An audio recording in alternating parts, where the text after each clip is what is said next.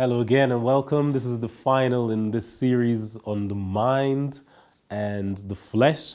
Of course, we're just scratching the surface. I'm just giving you enough basic information to get you acquainted with the importance and the depth of this topic, but we're not going into detail, of course.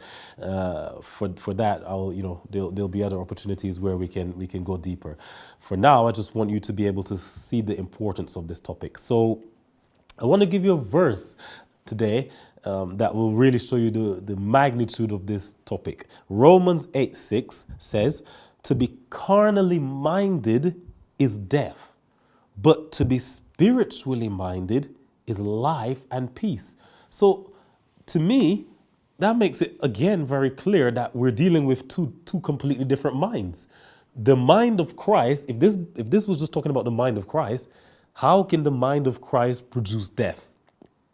And how can a mind from the devil produce life and peace? It must mean that we have two completely different minds.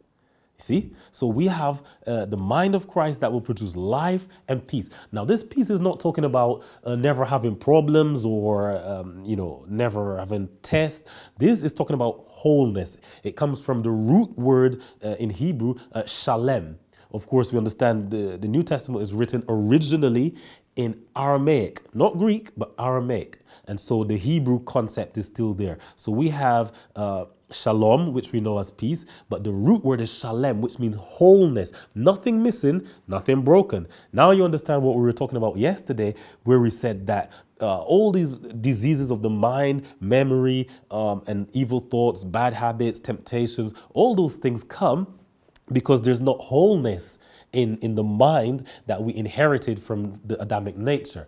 But from the mind of Christ, there is life and there is peace, wholeness, nothing missing, nothing broken.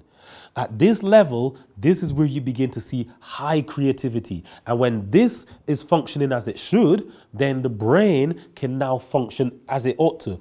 All scientists, everybody agrees that the person who uses the most capacity of their brain uses less than 2%. I know some of you may have heard 10%. It's actually less than 2%. Even Einstein didn't go beyond 10%. But the truth is there's no real limit because the mind of Christ that feeds the brain is limitless. So actually, we need to understand that this is not just about spiritual victory. At the beginning of the week, we spoke about overcoming the flesh. But if you will master this and understand how to live only from the mind of Christ, inventions, discoveries, super living will become a norm to you. It's just like breathing. So this is not just about spiritual matters. Super living, as I call it, in all areas, comes from living through your mind from Christ. God bless you.